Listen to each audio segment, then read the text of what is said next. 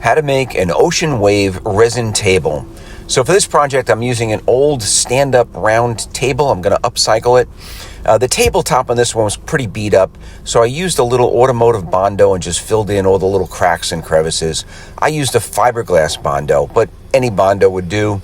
And then just with an 80 grit paper, I sanded it down as smooth as possible. It doesn't have to be absolutely perfect. The resin that we're going to use is very forgiving. So I sanded down the entire top, and I also gave a light sanding to the actual aluminum leg, and then I sprayed everything with just with a white, an exterior white paint. You could brush this on, you don't need a sprayer. The important part is that I did give a coat of paint to the top, to that plywood top. That's important for the resin because you don't want that plywood to degas while the resin's curing and put little bubbles into the resin. After the white, I used a little dark blue spray paint just to create a background for the area that's going to be water. And then I misted some lighter blue paint over it just to give it some variations of color.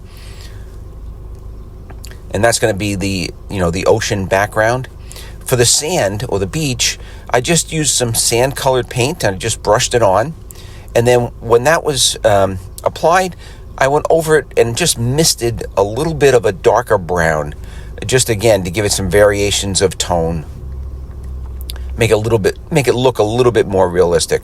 Now we're going to get into the actual resin, the ocean wave. I'm going to use a resin called TotalBoat MakerPoxy, and I mixed a few different colors. I used a dark blue, a lighter blue, a green. I also have a white, and then some clear. You mix this resin slowly for at least 4 minutes.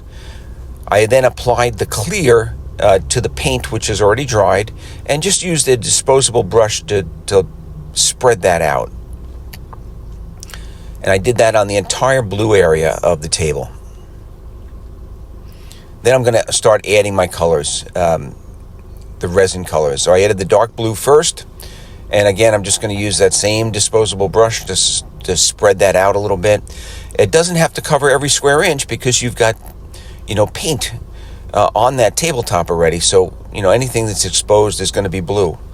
I had then added a little bit of lighter blue more towards the beach. I added a little bit of green. I added even a lighter blue right along the transition from the beach to the water. And then, very important, you add some clear in front of that.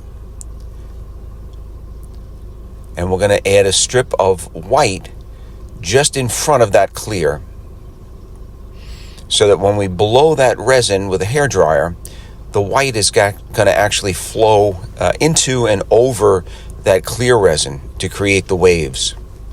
It's a fun project creating these waves. I used a hairdryer. And you want to put it on hot, and you just want to work those colors, let them kind of merge below the white, create white caps, rippling effect. It's the heat of the hairdryer that's going to allow the cell structure in those waves to really form.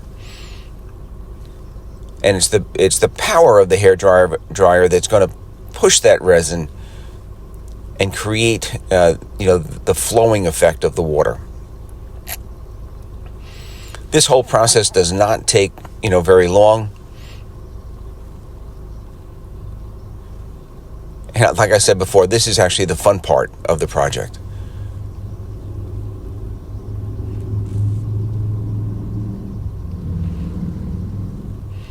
I'm just finishing up. I had added some white to the offshore areas.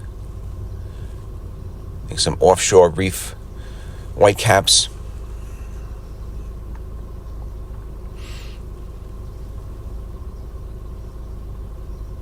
And then you stand back and you take a look at it. If you want to add any additional white, you can.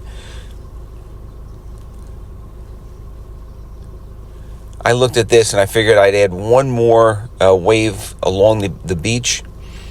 Before I do that, I'm going to use a butane lighter or a gun, and I'm not really trying to heat the resin up too much. You just want to apply a little bit of heat to the white caps, and that's going to accelerate the formation of the cell structure of the waves. Then I added a little bit more clear, a very thin strip of white just in front of that clear, just like I did before. And this is just going to be one more, little set of waves, almost flowing back into translucent water.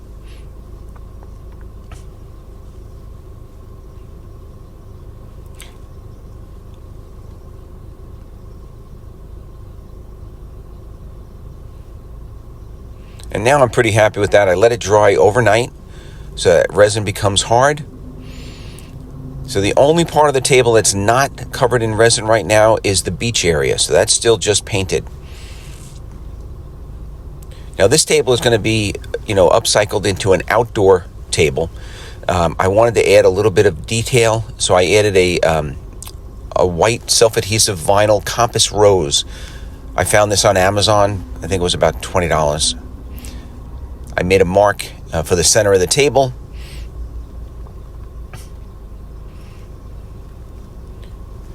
It comes with its own transfer sheet.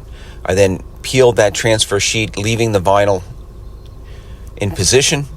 You want to make sure that it's all pressed down, no bubbles, nothing sticking up.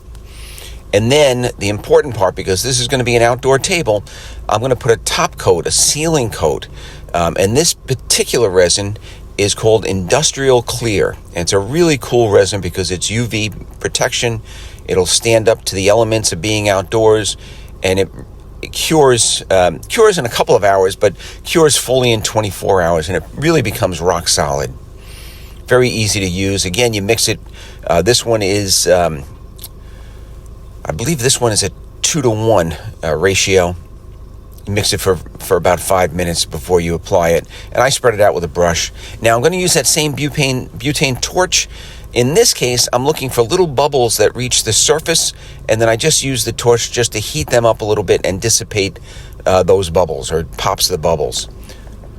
I let that dry, and this is the finished product. I hope you enjoyed the video. If you did, please check us out on the web at DIYEasyCrafts.com.